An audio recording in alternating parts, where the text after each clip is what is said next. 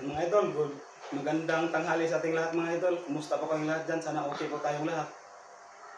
Yan mga idol. Hindi ko sana to sasabihin mga idol. Hindi ko sana to ibubulgar yung totoong dahilan kung bakit pinalis ko si Idol Charles. Pero marami kasing nagagalit sa akin mga idol na nag-ano sa akin, nagbasa sa akin na ako daw yung may kasalanan. Kaya ito, sasabihin ko na talaga yung totoo. Kasi nag-vlog si Idol Charlie, nakita ko kagabi sa vlog niya. Parang sa vlog niya, sa tono ng pananalita niya, parang ako pa yung may kasalanan nga pinalis ko siya. Kaya nagalit ako mga ano ako. Bakit? Hindi siya pinapaliwanag yung ano niya, yung kasalanan niya. Parang ako pa yung may kasalanan na pinalis ko siya. Tama lang mga idol na pinalis ko siya kasi sa bangka ay sa ano muna mga idol, sa una-una talaga nung hindi ko pa siya kinuha, nung nangangawil pa siya sa bangka niya. Sobrang hirap nila mga idol, sobrang hirap kasi minsan makahuli, minsan hindi.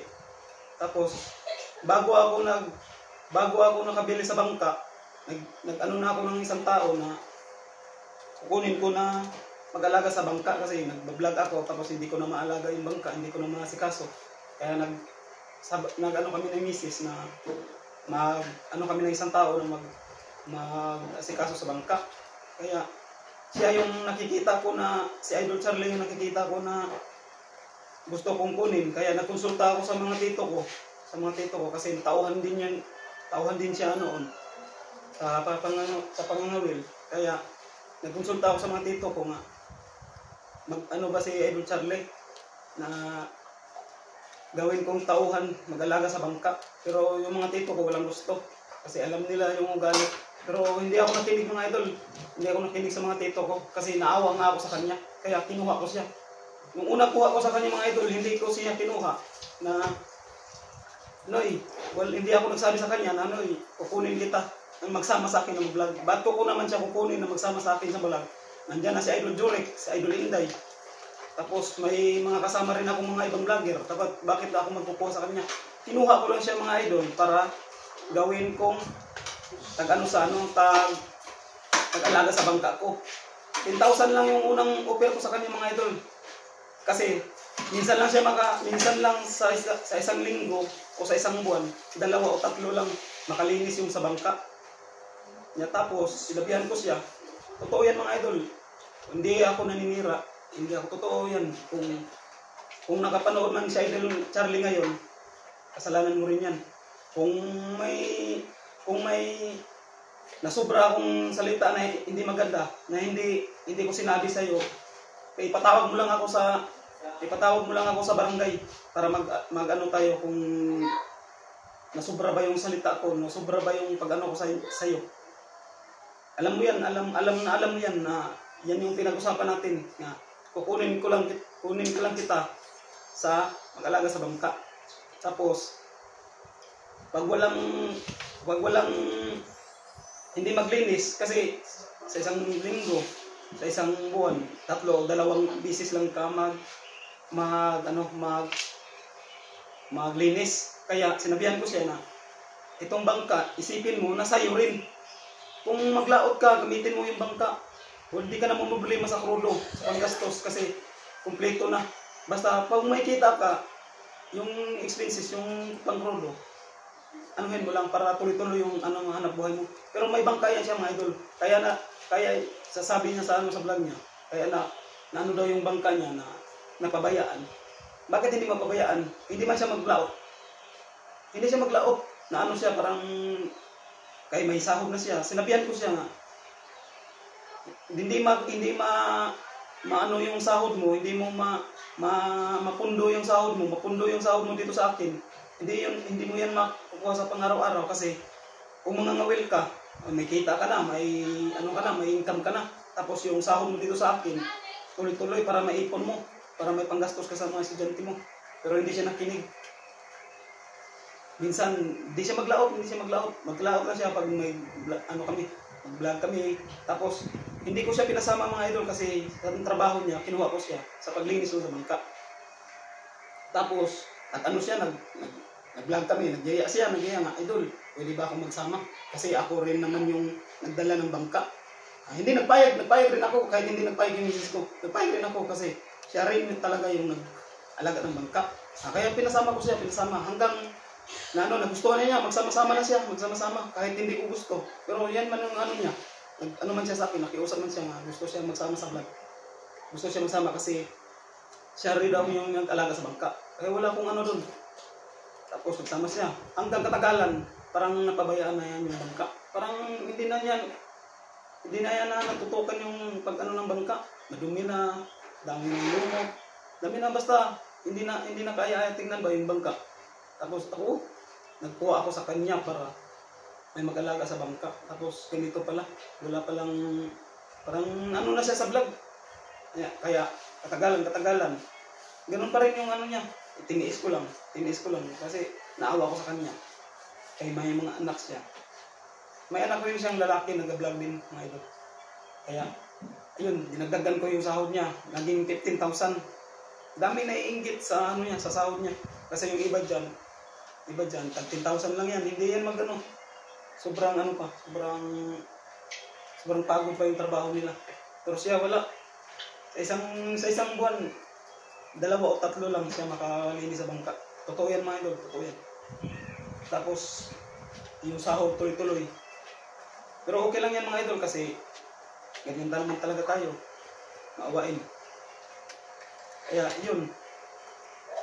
Kaya ko siya tinanggal kasi sa isang hindi na siya maglinis sa bangka kasi pag mag-vlog kami hindi ko siya sabihan na mag-vlog kami lang tatlo tapos magano siya nga magsama tapos yung bangka napabayaan na kaya may punto rin ako mga idol kaya ko siya pinaalis si idol yan pinaalis ko rin. Si Idolito, inarawan ko lang yan. Inarawan ko yan si Idolito. May araw-araw yan si Idolito. Ngayon si Idolito, may araw-araw yan. 1,000 yung araw nila. Makahuli man o wala, 1,000 yan ang ano nila, yung araw nila. Kung may kita, kung may mahuli, sa kanila yun. Kung malaki yung expenses, o magkuha lang. Kung maliit lang, o sa inyo na yan. Hindi ako maghingi ng hati. Kaya, tinanggal ko siya. At saka si Idol yan, tinanggal ko siya. Kasi para matutukan yung vlog nila na 4 brothers. Pero pag mag-vlog sila, sinabihan ni Idol yan na mag-vlog kami. Kaya punta mo sa Idol Charlie para mag-vlog kayo. O hindi magsama, daming dahilan. Ayun, hindi na maintindihan yung ano niya. Hindi na maintindihan. Kaya, ayun, ba't naman siya magbili ng channel na may channel man yung anak niya? Yung si Yung TV Mix. May channel yan siya. Dapat sila na lang dalawa yung nag-combine para kung hindi siya nag-ano sa akin, pwede pa siya magsama sa akin, pwede pa siya mag-collab, matulungan ko pa siya. Pero hindi. Iwan po kung ano niya. Wala naman akong kasalanan sa kanya. Nagsabi pa siya na bakit daw siya tinanggal na pasokan na sa mga bata. Ano pa? Ating buwan, kalahating buwan pa, tinanggal ko siya. Pero, may ano na sila, may utang na. Pero hindi ko na siningil mga idol. Daling tulong ko lang sa kanya. Tapos, sa bahay na naman. Ito, sa bahay mga idol. Ito si Chong Ili. Galing pa to ng Maynila. 2 sila sa bayaw niya. Punta lang dito, magtulong kay Idol Charlie sa paggawa sa bahay. So, Idol, Idol, magandang tanghali sa inyong lahat. Idol, ako po yung naalala po ninyo nung nakaraang taon na pumunta dito na tumulong kay Idol Charlie sa paggawa ng bahay. Kasi naawa ako na umano sila sa vlog nila na kung sino yung tao na gustong tumulong sa kanila. Yun, tama po yung mga idol. Mabait po si Idol. Tutulong. Ngayon, napanood ko yung vlog na doon sa Manila, kaya pumunta ako dito. Gumastos ako, masahe. Pero dito, pagdating ko dito, ginawa ko yung bahay niya. Pinatanggal ko yung luma, dili out ko. Kasi idol, Yan talaga ang trabaho ko sa Maynila. Kasi hindi po pagmayabang, ako po nagtrabaho sa Meralco, General Foreman po ako sa Meralco. Ayan po yan. Kaya, pagtungkol sa bahay, kahit anong laki, kaya kong gawin. Basta, ang importante, may budget lang yung nangyari. Tapos, Ngayon, yung kay Idol Charre, tinayo ko, nili-out ko, ang laki. okay. Tapos, ang sabi ko sa kanya, Idol Charre, itong bahay mo, ili-out natin to. Anong gusto mo, isagad natin o hindi? Ang sabi niya sa akin, sige, magsukat muna tayo ng 20 by 20. Sobrang laki yung mga idol, sobrang laki. 20 feet by 20 feet. Ngayon, nung nasukat na namin, ang sabi niya, so, isagad mo na sa 24. Sobrang laki. Yung bahay niya, naging 20 by 24. Sobrang laki. Ngayon, nung sabi ko sa kanya, yung simento mo, na 20 pa yung sako, 22 pa. Sabi ko, kung gagamitin natin yan, hanggang pundasyon lang yan. Ang pundasyon mo. Laking gastos mga idol. Sabi ko, ito, ang pundasyon, kailangan tibayan natin. Pero kung gusto mong makatipid, ihalo block natin to. Kasi alam mo, sa Maynila, ang mga bahay doon, walang buhos. Hindi katulad dito na nakikita ko na mga wall, buhos. Yan tinatawag na retaining wall sa construction. Retaining wall ang tawag dyan. Ngayon, naisipin mo, gagastos ka ng plywood, pampurma. Gagastos ka ng kahoy. Hindi mo mabuhusan yan kung wala kang maraming kahoy. Kung wala kang plywood. Kailangan marami kang tukod kasi bibigayan. O, kailangan sarado. Kaya yung nangyari, ay ang pinayuhan ko siya, ilang bisis ko siya kinausap, ang sabi niya, siya ito, okay lang yan. Ay, gusto na lang ng asawa, nag-usap na sila ng asawa niya, na ibuhos na. Sabi ko, baka itong bahay ko, hindi ito matapos. Hindi talaga matapos mga ito kasi sobrang laki ng gastos. Tapos sponsor lang. Hindi hindi lahat ng yung sponsor magbigayan. Magpasalamat naman tayo kung may mag-sponsor. Kayong mga nag-sponsor, maraming salamat po. Ito po yung dahilan kung bakit po nagtanong kayo sa akin na ba't hindi daw natapos yung bahay. Yan mga idol, ito po yung dahilan. Kasi sobrang laki ng bahay. Sobrang ito yung bahay ko. Pasok lang to sa kanya, sa bahay niya. Tapos sobrang kapal pa ng simento, 4, tapos buhos. Sobrang pang laki ng class A pa yung pagkatrabaho ng Kung simple lang na bahay, sobra pa yung pera pinadala sa mga nag-sponsor. Pero gusto man nila. At tapos, ngayon parang natigil na. Kaya wala naman nag-sponsor. Yung nag-sponsor kung maliit lang na bahay, kung simple lang na bahay. Tapos na sana, kumpleto na yan. May kahoy na, may hero. Lahat, kumpleto na. Pero, wala man. Gusto man nila na malaki yung bahay. Akala siguro nila, tuloy-tuloy yung mag-sponsor. Hindi yan yung sponsor, 2 beses o isa. Magbigay lang yan. Pero hindi na yan mag-asa ka lang sa sponsor. Hindi. Kung matagal na sana yung natapos, 2 buwan, hindi yan makabot ng 2 buwan, tapos na yan. Kung nakinig pa siya sa amin, ako napinayuhan ko rin siya. Noy, simple lang ng bahay, kalahati lang, hollow block, kalahati is hardiplex. Tapos na yan. Basta importante may matirahan lang. Pero yan naman yung gusto nila. Laki, sobrang laki. Sobra pa magastos sa simento. Isang format ilang simento mo yung mga boss? Dami nun. Kasi yung kapal kasi niyan, sinadya ko talagang kapal niyan. Kasi sobrang kapal. Bundok yun eh. Bundok, kaya inano ko ang kapal yung nun. simento. Kaya lang, ang problema, nga dyan, ang payo ko sana, dapat noon, hanggang flooring lang sana yung buhos, tapos ang idugtong hollow block na. Hollow block na lang. Para hindi man sila nakinig. Kasi, kaya hindi natapos. Alam niyo mga idol, sa construction kasi, pag oras na ganito, nagbuhos ka sa isang wall, ngayon, nakabuo ka dito. Ang forma mo buo.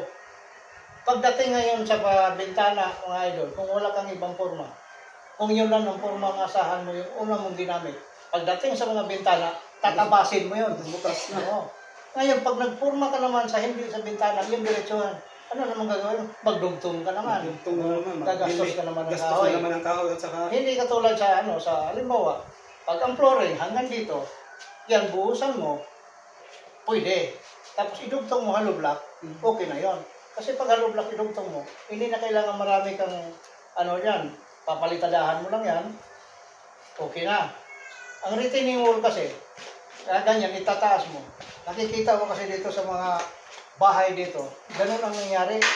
Binuhos nila sagad hanggang sa ibaba, hanggang sa level. Ang problema ngayon, papalitadahan pa rin kasi tabingi yung pagbuhos nila. Oh, kailangan gagastos pa rin sila ng ano. Gagastos pa rin yung Sobrang laki simento. talaga ng gastos. Kung nakinig lang sana na simple lang yung bahay. Matagal na sana tapos, hindi na sila nangungupahan. Matagal na. May sarili na silang bahay, may sobra pa silang pera na magagastos nila. Pero yan man yung gusto nila. Tapos ngayon, nakatuwang-wang, hindi natapos kasi sobrang laki ng gastos. Sobrang laki pa ng bahay. Yung sa akin nga, malaki yung gastos ko, hollow block lang. Yung sa kanya, sos. Kaya nga ako nag-ano sa kanya, na hindi man makinig si Idol Charlie, na pinayuhan mo natin nga.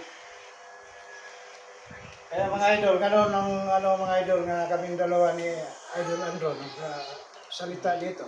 Kasi parang nagguluhan si Idol sa Andro sa sitwasyon nila. Dahil sa daming nagbabasa sa akin mga idol na ako pagdating sa mga vlog nila, yung parang nagbabangayan sila ng gano'n. Yung isa ako wala naman akong pakialam dyan dahil sila nung dyan. Kaya lang, inano ako ni Idol Andro tungkol doon sa bahay, sa nangyari. Ayan, sinabi ko ang totoo na gano'n na talagang hindi mangyayari yan kasi sa umpisa pa lang, in-estimate ko na hindi talaga matapos yan. Sobrang laki ng kasi inano ko na yan, in-estimate ko na yan na hindi talaga. Kasi kung ang bahay, gagawa ka ng gano'n. Sa Maynila, wala namang gumagawa ng bahay doon, ng pabuo retaining wall. Wala kang makitang bahay doon sa Maynila na buhos, lahat. Yung building. Ito lang nga, ang bungalow lang, tapos buhos lahat. Hintayin mo. Magkano gagastusin mo dyan? Sa daming bakal gagamitin mo. Sa daming formal gagamitin mo, daming kahoy gagamitin mo. Malaki talaga ang gastos mo. Ngayon, kung tabingi pa naman yung pagbuhos, pagtanggal mo sa forma tabingi, papalitadahan mo ngayon. Ganon pa rin, gagastos ka na. Gagastos pa rin. Kung nakinig lang sana, matagal na yan. Tapos, sa mga nag-sponsor, pasensya na po. Sa mga nag-sponsor, maraming salamat din po sa mga naitulong nyo. Pero yun po yung totoo po. Kaya po, daming patingin sa pa-update naman sa bahay ni Idol Charlie. Kaya po, yan po ang mga idol, pasensya po kung bakit hindi ko nag-update sa bahay. Kasi yan po yung totoo. Nadismaya po ako kasi mga idol, dami na sa akin, bakit daw hindi pinakita? Bakit hindi pinakita? Kaya ko hindi pinakita para matakpan po yung nila, yung nila na palakihin yung bahay nila, ito yung magagastos. Kasi para hindi sila masisira sa mga nag-sponsor. Pero yun man yung gusto nila. Hindi ngayon, sinabi ko yung totoo. Kasi daming nagbabasa akin mga idol na parang ako yung naging masama. Ito mga idol, totoo po ito lahat. Kung may nasabi man akong hindi totoo, kung makikita man itong video na to ni Idol Charlie, ipatawag nila ako sa barangay. Hindi ako magpunta ako. Magsabi ako sa kanya kung anong totoo. Kasi naano ako sa kanya, parang nag-vlog siya, parang hindi niya kinumpisal ba kung may kasalanan siya, wala. Parang sa tono ng pananalita niya, parang siya pa yung naabrebyado. Daming gustong magpalit sa kanya sa trabaho. Dami kasi, mas nakapagod pa yung trabaho sa opisina kaysa trabaho niya. Totoo yan mga, totoo yan. Hindi ako nakinig sa mga tao kasi naawa nga ako sa kanya. Pero siya, hindi pala na ako sa akin. Pero pasensyahin na lang. Ito, sinabi ko na, daming nagko-comment sa akin na hindi ko na daw pinasama si Idol Charlie. Kaya po hindi ko nag-apologize po na hindi ko na siya pinasama kasi tinakpan ko siya sa mga niya. Pero ngayon, hindi man siya nag-vlog siya, hindi man siya sa kasalanan niya, hindi man lang siya kasalanan ko kaya tinalis na Idol Andro. Yan po mga idol, yun po yung totoo po. Sana po hindi nyo na po ako anuhin kasi hindi ako sanay ng ganyan mga idol na binabasa ko. Parang ako yung may kasalanan. Tumulong lang ako mga idol. So, tumulong lang ako. Kung gusto nyo, magpunta kayo dito para malaman natin. Kung hindi kayo naniwala, punta kayo dito. Welcome na welcome po kayo. Punta kayo dito kung gusto nyo. Dito po kayo magtira sa bahay para malaman nyo talaga yung totoo. Kung mga idol, sana po maintindihan nyo lahat. Mga idol, maraming salamat po sa inyo. Idol, yun lang po mga idol, ang mga pinaliwanag namin na tungkol sa kaya sana mga idol maintindihan nyo ang sitwasyon nilang dalawa kung bakit nagka-anuhan sila.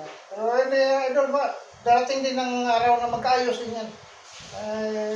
Ano lang yan, gusot lang yan. Kung sa gusot, pag ang damit mo na gusot, pag inunat mo, hindi nawala na ang gusot. Wala akong sama ng loob na pinalis ko siya.